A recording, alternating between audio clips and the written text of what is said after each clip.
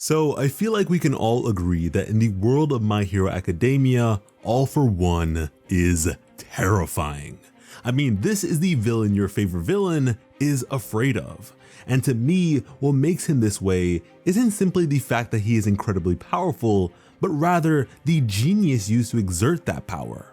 All For One is a man that always seems to be more than one step ahead, and so it's usually hard to get inside of his head and predict his next move. But even then, I can't help but attempt to do so.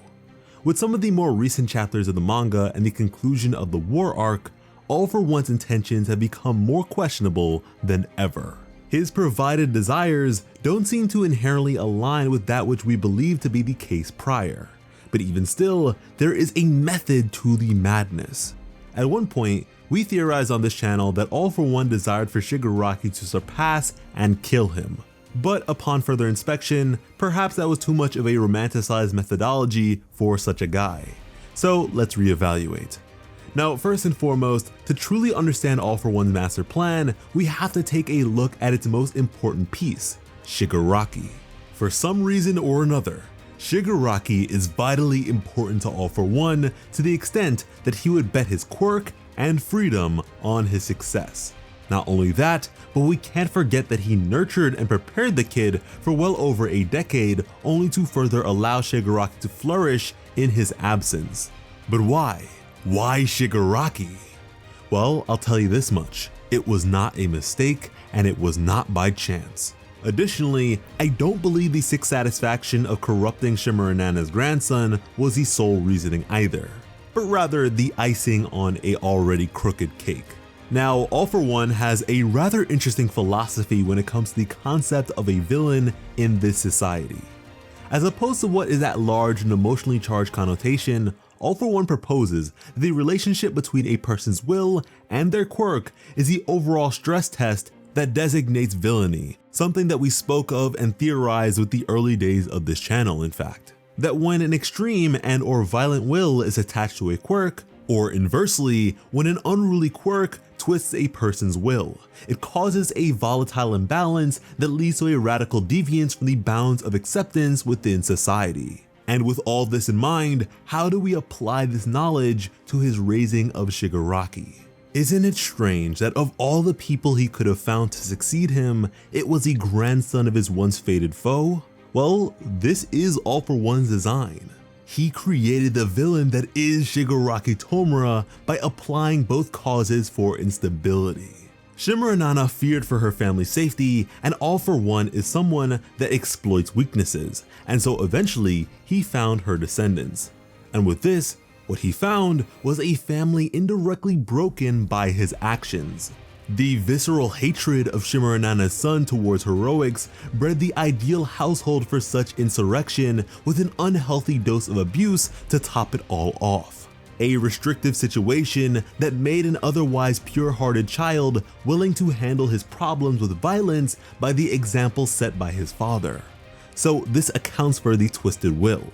As for the quirk, well, one day after playing hero, Shigaraki was brought home by a man in a suit whose face was unclear. And suddenly, this quirkless child whose age was already beyond the manifestation threshold began to itch uncontrollably within his household environment until his deadly quirk manifested a short time afterwards. Guys, My Hero Academia is a story of successors and major parallel. And at that, the story of Shigaraki has always been a twisted telling of Deku's. All For One provided Shigaraki with decay as to ruin his life and set it down a path of depravity. But even still, despite repeatedly denoting him to be his successor, the villainy of Shigaraki and All For One differ so greatly that even if All For One decided to pass him the crown, it wouldn't even fit. As opposed to the unrelenting destruction sought by Shigaraki, what I find to be the case with All For One is insatiable greed. His philosophy towards the designation of a villain is by no means something he is exempt from. The very nature of his quirk is theft and providence, which is to say, the Lord giveth and the Lord taketh away. Yet he hasn't positioned Shigaraki to be more like him in this way, as all he now desires is bodily perfection as opposed to an ideological one. Additionally, we have to remember that the way Shigaraki is right now is how All For One intended him to be. Now, I find that any truly powerful person is someone well aware of their own shortcomings. And in the case of All For One, there is no greater complication than that provided by the existence of One For All. The perceived purpose of One For All is the defeat of All For One, but even then, that's not the conviction All For One holds towards the power. Rather, he wants One For All on account of the debilitating greed induced by his own quirk, so much so that he's sought it time and time again to no avail. His prior approach to ascertaining it being one of carnage and bloodshed that may be likened to him slamming himself into a door that refused to open. But now, in the time of All Might and later Deku, he's gone about it with a far more delicate touch, picking the lock while patiently waiting for the shifting of gears.